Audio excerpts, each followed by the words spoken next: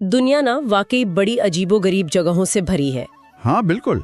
आज हम कुछ ऐसी ही जगहों की पड़ताल कर रहे हैं जिनके बारे में पढ़ो तो मतलब यकीन करना मुश्किल सा हो जाता है। जी। जैसे कोई गांव जहां लोग कई कई दिन सोते रहें या कोई झरना जिससे खून बहता हो। हाँ, सुनने में बिल्कुल फिल्मी लगता है ना, पर ये सच है। तो हमारा काम है कि जो भी जानकारी मिली है उसे खंगालें और कुछ सबसे हैरान करने वाली बातों पर गौर करें। बिल्कुल। और ये जगहें सिर्फ अनोखी नहीं है, ये हमें प्रकृति के बारे में और कभी-कभी इंसानी हरकतों के बारे में भी बहुत कुछ बताती हैं। हाँ। आज हम वेनेजुएला के उस सपाट पहाड़ से शुरू करेंगे, फिर इंडोनेशिया, कजाकिस्तान, अंटार्कटिका और आखिर में तुर्कमेनिस्तान के उस मशहूर गड्ढे तक जाएंगे। अच्छा, तो सबसे पहले वेनेजुएला, माउंट रोराइमा। मैंने इसकी तस्वीरें देखी हैं, मतलब ऐसा लगता है जैसे बादलों के ऊपर कोई द्वीप तैर रहा हो। हाँ, है ही ऐसा नजारा।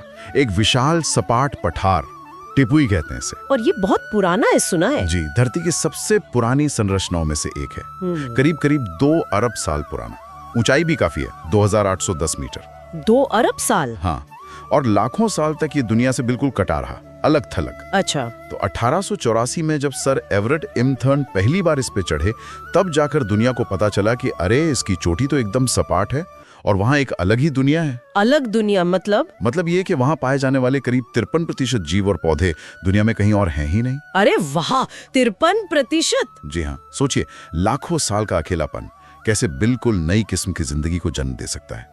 प्रकृति की अपनी लैब समझ लीजिए। कमाल है। और वो एंजल फॉल्स, वो भी यहीं कहीं है। हाँ, वो पास के ही एक दूसरे टपुन से गिरता है, दुनिया के सबसे ऊंचे झरनों में से एक, इसी इलाके में। अद्भुत। अच्छा, अब चलते हैं इंडोनेशिया, फ्लोरेस द्वीप, केलीमुटू झीलें। हाँ, केलीमुटू। एक ही ज्वालामुखी क्रेटर में 3 झीलें, और कमाल ये कि तीनों के रंग अलग अलग और बदलते भी रहते हैं। यही तो इसका रहस्य है। साल में 1 बार या कभी कभी 6 बार तक इनके रंग बदल सकते हैं। 6 बार भी? हाँ, कभी नीले, कभी हरे, कभी काले या लाल। पर सबसे दिलचस्प बात यह है कि तीनों का रंग एक ही समय पर कभी एक जैसा नहीं होता। गजब। इसका कारण क्या समझा जाता है? कोई जादू तो नहीं? नहीं, जादू नहीं, विज्ञान है इसके पीछे। अच्छा।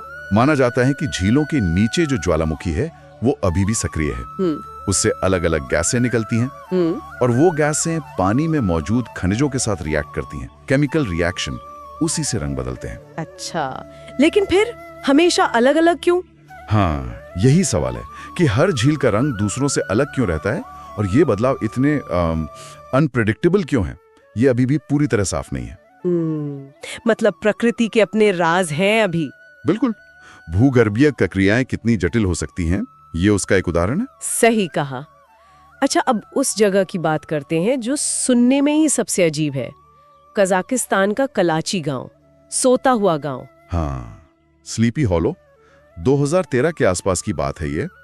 वहां एक बड़ी अजीब सी बीमारी फैली। बीमारी? हाँ, लोग अचानक, मतलब बिना किसी वार्निंग के सो जाते थे, चाहे वो चल रहे हों या काम कर रहे हों, बस सो गए। कहीं भी। और ये नींद कुछ घंटों से लेकर 6 दिन तक चलती थी। 6 दिन तक? अरे बाप रे। और उठने के बाद? उठने पर उन्हें कुछ याद नहीं रहता था कि क्या हुआ। साथ में भयानक सिरदर्द, कमजोरी।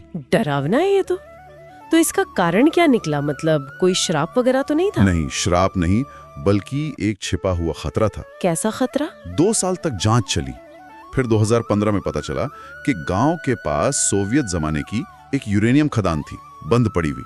यूरेनियम खदान? जी, उससे रेडॉन गैस लीक हो रही थी। ओहो। और उस गैस की वजह से हवा में कार्बन मोनोऑक्साइड बढ़ गया था और ऑक्सीजन का लेवल वो बहुत कम हो गया था। अच्छा। इसी वजह से लोगों का नर्वस सिस्टम गड़बड़ा रहा था और उन्हें सोने की बीमारी हो रही थी। तो ये दिखाता है कि पुरानी इंडस्ट्रीज के खतरे सालों बाद भी कैसे सामने आ सकते हैं ना? बिल्कुल, अनदेखे खतरे। शुक्र है वजह पता चल गई। चलिए, अब पृथ्वी की सबसे ठंडी जगह चलते हैं, अंटार्कटिका। और वहाँ है ब्लड वाटरफॉल्स, खूनी झरना। नाम ही डरावना है। हाँ, 1911 में भूविज्ञानी ग्रिफिथ टेलर ने इसे खोजा था।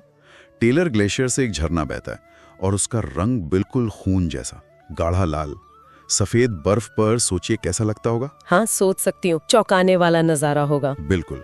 और इसके पीछे का विज्ञान भी बड़ा दिलचस्प है। पहला सवाल तो यही कि इतनी ठंड में, मतलब -17 डिग्री या उससे भी कम में, पानी बह कैसे रहा है?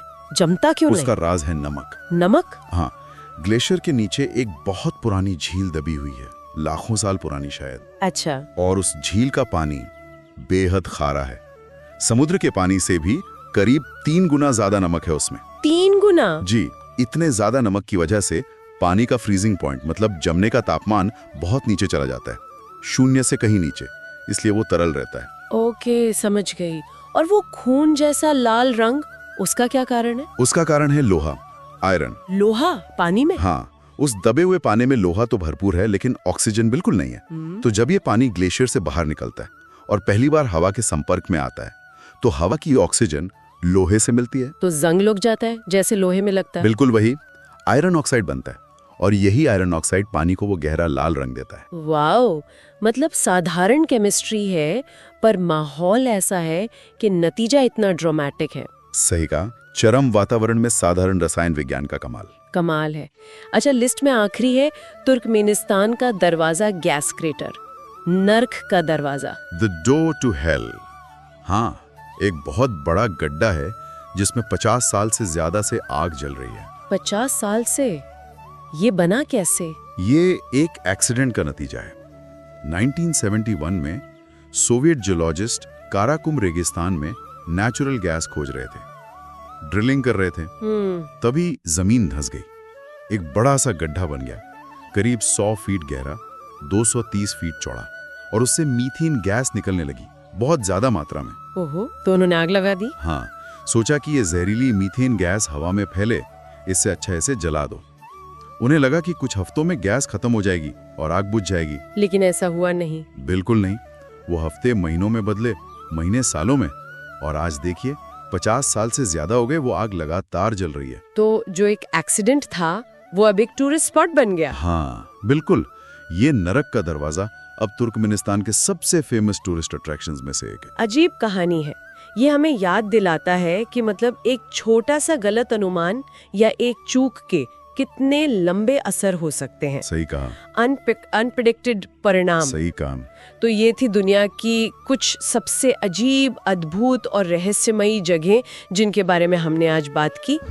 ये जगह दिखाती हैं कि हमारी पृथ्वी कितनी विविध है, कितने आश्चर्यों से भरी है, और कई बार हमारी समझ को भी चुनौती देती है। बिल्कुल सही कहा। ये तो कुछ जाने माने उदाहरण हैं, लेकिन ये सोचने पर मजबूर करते हैं हाँ, कि अभी और कितनी ऐसी अनदेखी, अनसुनी जगहें दुनिया के कोनों में छिपी होंगी जिनके राज खुलने बाकी हैं। सही बात है, शायद अनगिनत, जिनके बारे में हमें अभी कुछ पता ही नहीं।